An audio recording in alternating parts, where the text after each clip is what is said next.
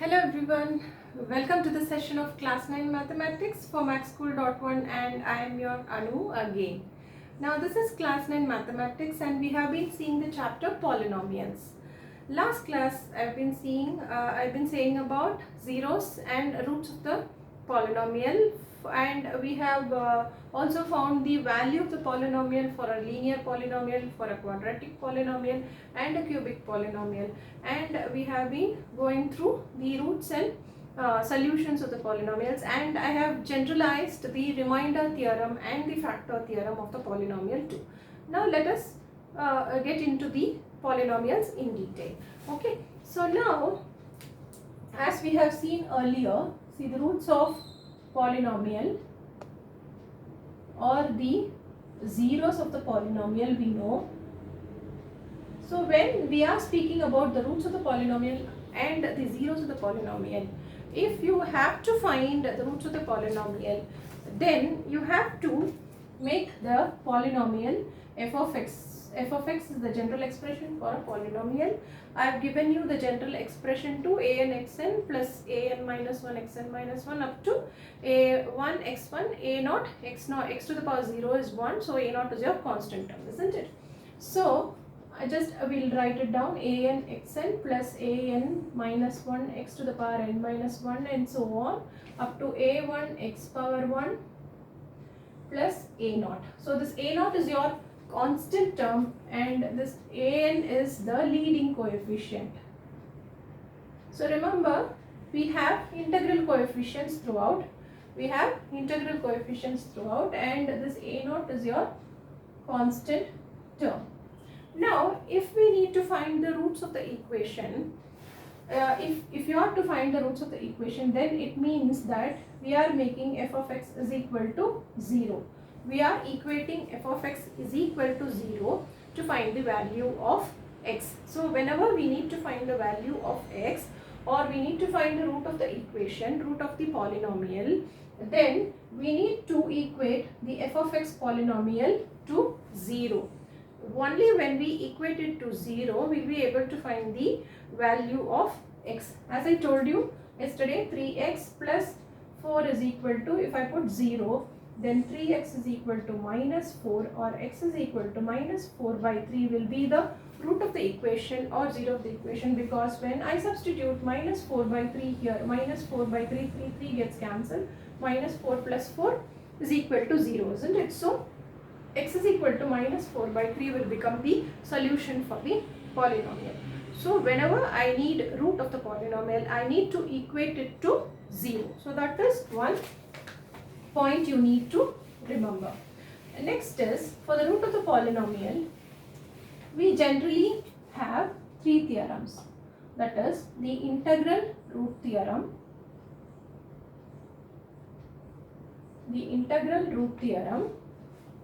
the second one is the rational root theorem,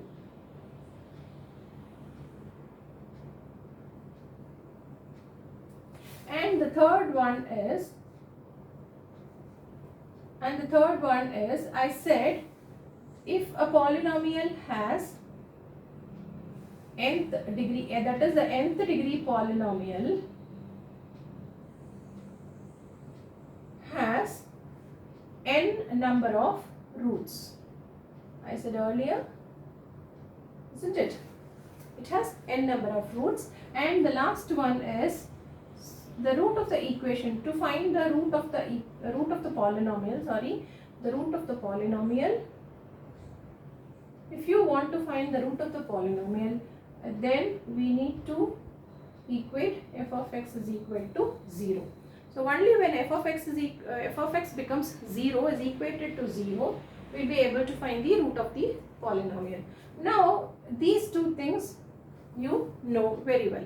That is, I said for a linear polynomial, what is linear polynomial? The degree is 1, isn't it? So when the degree is 1, that is what nth degree mean. For first degree equation, for first degree polynomials, the root of the equation is only 1. Okay, the root of the polynomial is just 1.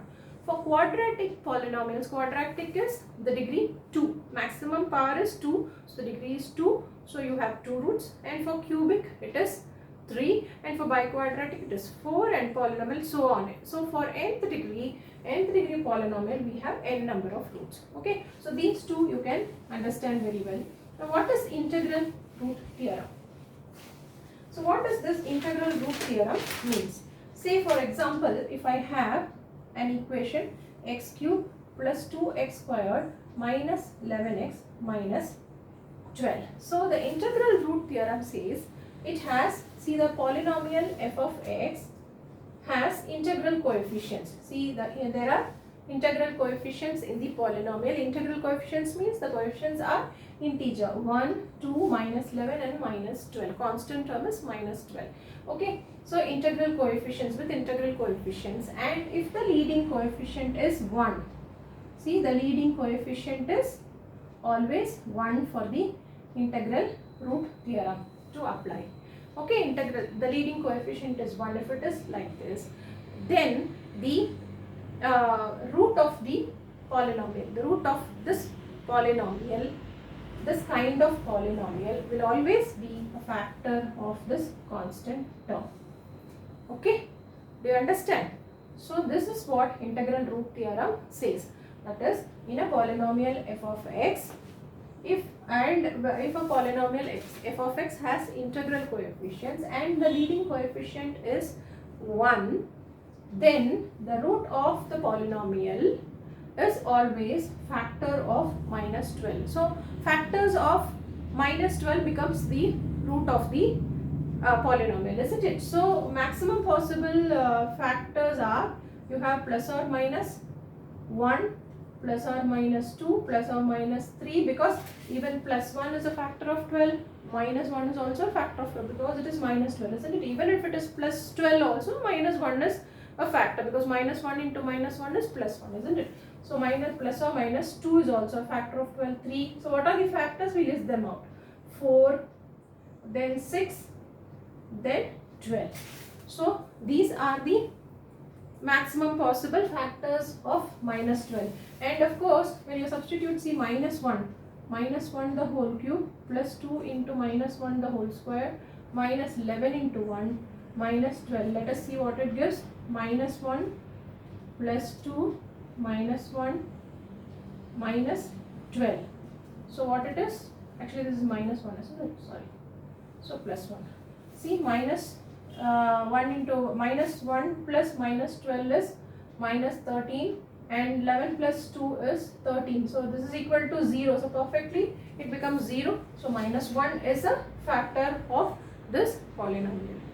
Okay, that is how we find out whether a number is a factor or not. We substitute x in the polynomial and we get the result. If we get the result 0, then minus 1 is said to be a factor of that polynomial. That is what we read in factor theorem, isn't it? So minus 1, see, minus 1, x is equal to minus 1 is a factor of this polynomial. That can be written as minus 1 comes to this side, so it becomes x plus 1 is equal to 0, or x plus 1 is a factor of this polynomial because x is equal to minus 1. This minus 1 I have substitute here. See, f of minus 1.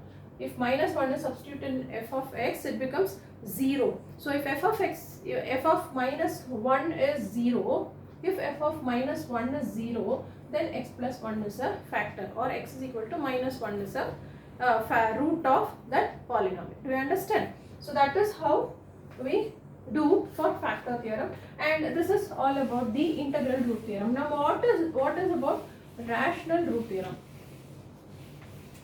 Now what do you understand by rational root theorem? Now as the name implies, there is a rational number like b by c in its lowest terms. In its lowest terms we say, so b by c, there is a rational number b by c.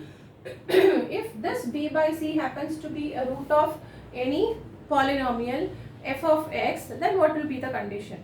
We said before, we said if the leading coefficient is 1 and all the coefficients are integral coefficients, then the root of the polynomial is the factor of constant term. We said that the root of the polynomial will be a factor of the constant term. Now what about the rational roots? if the root is in the form of a rational number, that is in the form of b by c, then what it will be like, take for an example 6x cube plus 5x squared minus 3x minus 2. So this is the case. As this is the case, see, the leading coefficient is not 1 here. So you have a number, you have some number here, and you have a constant term minus 2, isn't it? So the coefficients are integral coefficients, but the leading coefficient is not 1, it is some number, given some number. So if at all a root exists for this polynomial, for this f of x, there is a root in the form of b by c, that is b by c is a rational number, then what do we say is b by c is the root of f of x. We say that there is some root which is in the form of b by c, then b is certainly a factor of constant term, okay, and c is a factor of the leading coefficient, that is the factors of the leading coefficient is related to c and the factors of constant term is related to b. Now do you understand? So b is one among the factors of constant term and c is one among the factors of the leading coefficient. Do you understand? So that is how the rational root is formed in a particular polynomial. So this is rational root theorem. So if I take b by c minus 2 by 6, it comes to minus 1 by 3. So what are the maximum possible roots it can have? See, these the factors of minus 2 is plus or minus 1, plus or minus 2, and the other these things is plus or minus 1 by 2, plus or minus 1 by 3, or plus or minus, it can be 2 by 3 also, isn't it? Or plus or minus 1 by 6. So any of the factors, it can take any of the roots among them. So it will be a factor of, it will be a factor or it will be a root of this particular polynomial.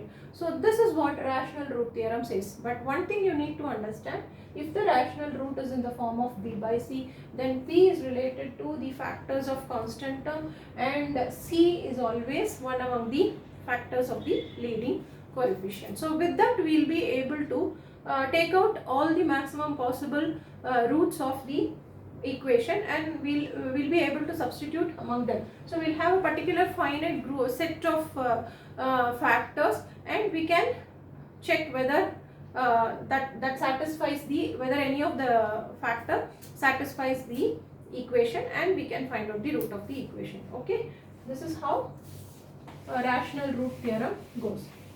So these are the theorems regarding roots of the polynomials. Okay. So now I said before the remainder theorem. What does the remainder theorem says?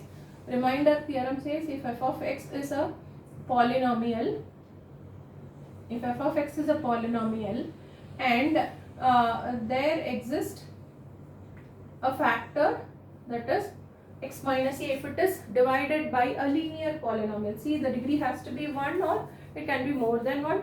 In this case it is a linear polynomial. This is x plus a, and if x plus a divides f of x, then we can write, instead of dividing it, actually instead of dividing f of x by x plus a, we can substitute minus a. See, f of minus a, because x plus a, if it gets divided by x plus a, we need to put x plus a is equal to 0 and x is equal to minus a. So in the place of x we need to substitute minus a. So f of a, there exists a value of f of a, and this f of minus a is nothing but the remainder when the f of x gets divided by x plus a. Do you understand? So whenever a polynomial f of x is divided by a linear polynomial like x plus a or x minus a, anything it can be. See, if x plus it is divided by x plus a, then f of minus a will be the remainder. If it is x minus a, then f of a will be the remainder. If it is ax plus b, then x is equal to minus b by a, isn't it? Then f of minus b by a will be the remainder, isn't it? Or a plus bx, if it is a plus bx, then x is equal to minus a by b, then f of minus a by b will be the remainder. So whatever value you get for x, you substitute in f of x, then the value of the polynomial will be your remainder. Do you understand? So that will be the remainder. And what happens is, with the same thing, we can extend this to factor theorem. That is, what does the factor theorem says? If at all f of x, a polynomial, is divided by x minus a, if it is divided by x minus a, and if f of a is equal to 0, then we say x minus a is a factor of f of x. Okay, if you get f of a is equal to 0, then we say x minus a is a factor of f of x. Conversely, if x minus a is a factor of f of x, then we will get f of a is equal to 0.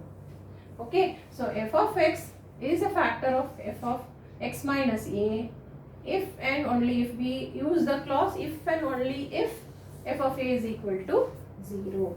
Conversely, if f of a is equal to 0, then f of the x minus a is a factor of the polynomial f of x. Okay, so don't confuse with both remainder theorem and factor theorem. No confusion, because whatever remainder theorem says, the same thing the factor theorem accepts. The thing is, if you get a 0, then it is a factor, and that is the factor theorem. So it's so simple. So please don't confuse. You are substituting the value of x in the polynomial f of x, and you will be able to get a value. If you get some value other than 0, then that is a remainder. If you get 0, then that is a factor. The polynomial, what we divide, the divisor, isn't it? The linear polynomial is a divisor. That divisor is a factor of the given polynomial. Do you understand? It's so simple. When we do the problems, we'll be able to understand it more clearly. Okay, so these are some of the important theorems we have done in this chapter. And according to this factor theorem, we'll be able to write the division algorithm too. See, division algorithm is plus f of a. Now I think you will be able to understand. See, p of x is a polynomial and q of x divides it. See, p of x is a polynomial and q of x divides it. Okay, so anyway, q of x is divisor and p of x is dividend. So the degree of p of x polynomial should be either equal to the divisor or greater than the divisor. Okay, it should not be less than the divisor. Okay, so this should be a greater polynomial, and this can be either a linear polynomial or less than a degree less than the given polynomial. So p of x is the dividend for you. Okay, this is nothing but the division algorithm we have done before in the lower classes. This is divisor, x minus a is divisor, and q of x is quotient. And just now we read in remainder theorem, this is remainder, f of a is remainder. Okay, so this is your remainder. So remainder theorem follows this division algorithm. Dividend is equal to divisor into quotient plus remainder. If you get a remainder, f of a. Suppose if f of a is equal to 0, then what do we say? P of x is equal to x minus a into q of x. So certainly p of x divides x minus a to give q of x. So no remainder. So it is very clear that x minus a is a factor of p of x, because it divides p of x and you get a quotient q of x without any remainder. Now do you understand? So this is about factor theorem according to division algorithm, and this is about remainder theorem, okay, according to division algorithm. Do you understand? Now this will be very clear for you, and we will move on to problems in the next class. This is what we have done till polynomials, that is regarding what is polynomial, that is introduction of to polynomials, and what is remainder theorem, factor theorem, and what are roots of the polynomial, solution of the polynomial, and we have also found out the values of the polynomial, isn't it? So this is one part of this chapter and we have finished up to this. We'll see problems in this in the next class so that we'll be able to understand it more clearly. So this is the end of this class, and I'll meet you in the next class for some more problems. Until then, it's bye from Anu from Axschool.1. Thank you.